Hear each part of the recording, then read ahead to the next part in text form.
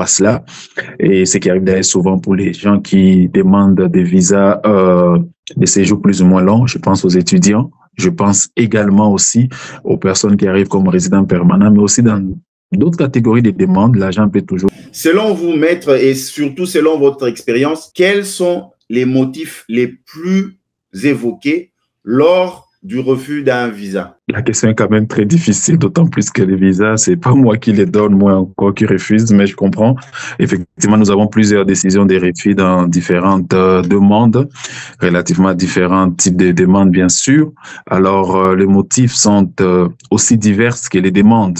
Alors, très souvent, on nous parlerait du fait qu'il y a insuffisance des fonds.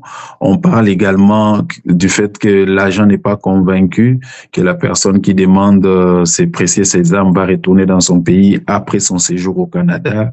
À un moment donné aussi, on nous parle de but de voyage, on parle d'insuffisance des biens, on parle d'antécédents de voyage. À un moment donné, on parle aussi de la véracité des documents ou des déclarations. Bref, il y a plusieurs motifs qui interviennent. Mais pour le dernier motif, je voudrais quand même attirer l'attention de nos spectateurs ou de nos auditeurs sur le fait que le motif relatif à la véracité des déclarations ou des documents peut conduire à une interdiction des territoires, ce qui est quand même malheureux. Comment un dossier d'immigration peut être considéré comme étant incomplet ou frauduleux? Un dossier d'immigration peut être incomplet par rapport au but du voyage, voyez-vous.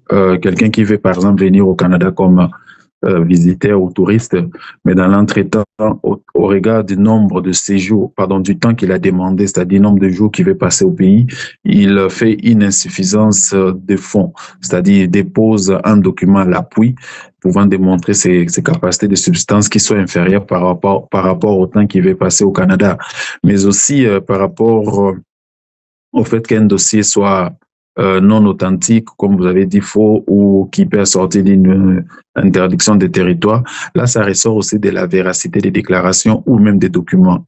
Très malheureusement, il arrive aussi souvent que les personnes puissent faire leur demande sous base des documents qui ne sont pas authentiques, des relevés bancaires qui ont été soit traficotés ou alors des déclarations là-dedans qui sont contradictoires et qui peuvent ainsi pousser l'agent à pouvoir douter de l'authenticité de la demande. Voilà un peu comment je peux résumer cette situation. Est-ce que la RDC partage certaines informations avec, par exemple, l'État canadien ou celui du Québec sur le passé litigieux d'un candidat à un visa? Bon, là, c'est quand même très complexe comme question, je dois l'avouer. Et puis, puisque vous parlez des demandes de visa, je crois que lorsqu'on fait ce type de demandes, il y a un certain nombre de déclarations qu'on croche. On croche des déclarations par rapport aux antécédents criminels, mais aussi dépendamment des types de demandes que vous faites et des types de visas que vous faites, on peut aussi vous demander de fournir ce qu'on appelle le casier criminel. Notamment, prenons les cas des regroupements familiales pour des personnes qui sont en train de venir au Canada pour s'y établir de manière permanente et définitive, ou alors pour des personnes qui se sont qualifiées dans le programme d'entrée express et qui, par là, obtiennent immédiatement ce qu'on appelle la résidence permanente. Donc, voyez-vous, pour ces gens de personnes qui veulent obtenir un document permanent, en tout cas, les casiers criminels accompagnent la demande. Mais souvent, pour les demandeurs principaux, on s'attache plus à la déclaration. Mais cela ne veut pas dire que le Canada ne procède pas à des vérifications. C'est vrai qu'il y a des vérifications sommaires. Mais du point de vue maintenant de partage des informations entre la RDC et le Canada, je suis incapable de répondre à cette question, mais je ne vais pas ici nier qu'un passé criminel a toujours un impact négatif sur une demande de visa, peu importe la catégorie. Est-ce que, maître, dans cette même lancée, un problème de santé peut poser problème par rapport à l'obtention d'un visa et surtout lorsqu'on revient dans la période de Covid où, par exemple, les questions de vaccination étaient exigées et surtout en Afrique, nous parlons du monkeypox. Est-ce qu'un problème de santé peut constituer un frein à l'obtention d'un visa? Votre question soulève plusieurs sous-questions à la fois. Je vais essayer un peu de faire un petit distinguo parce que là, vous avez parlé d'un problème de santé en les liant avec un problème de vaccination. Dans le cadre, évidemment, d'une situation de pandémie ou actuellement de ce que vous avez appelé monkeypox, si je me et prononce bien anglais.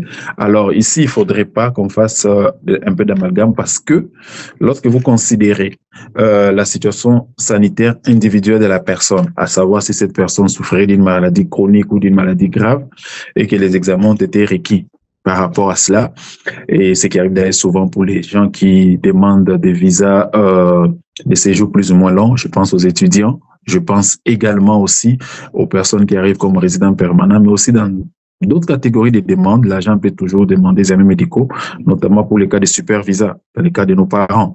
Mais cette situation de maladie ne doit pas aboutir à une discrimination. Là-dedans, la Cour fédérale s'est clairement prononcée pour dire que la maladie ne devait pas être un facteur handicapant pour obtenir un visa.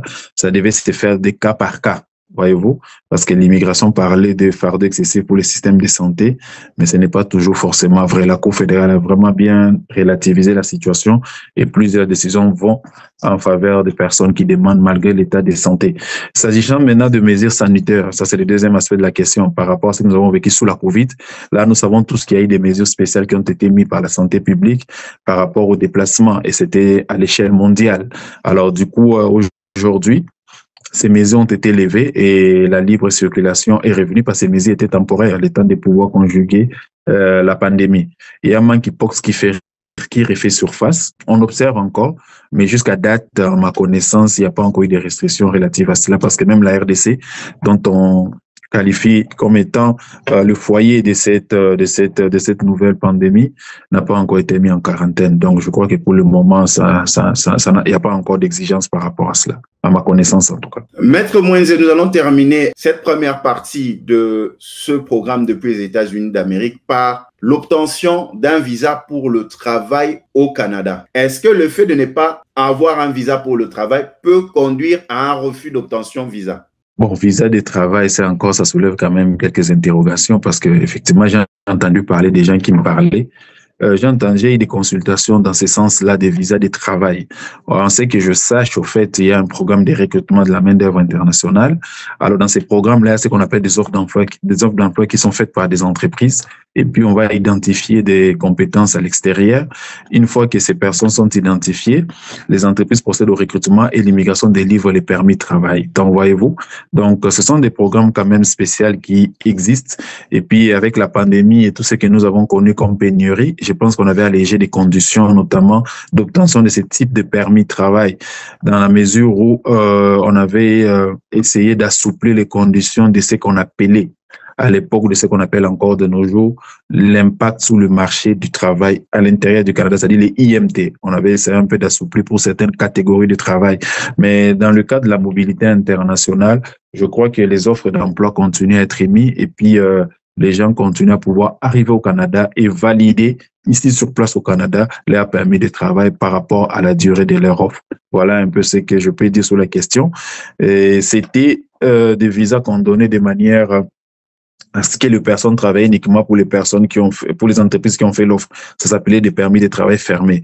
Mais de plus en plus, il y a un débat au niveau de l'Assemblée nationale, au niveau du Parlement, pour voir dans quelle mesure on pourrait faire en sorte que ces permis soient ouverts, parce qu'il est apparu un certain nombre de problèmes, notamment de maltraitance ou de sous-paiement qui font que ça dévalue un peu la dignité humaine ou même la qualité de travail. Et puis, voilà un peu. Mais dis-moi, on obtient un visa, on appellerait visa de travail. C'est d'abord, dans un premier temps, un visa pour arriver au Canada et puis on valide son permis au point d'entrée. Et après, on pourrait aller travailler pour l'entreprise qui vous a recruté.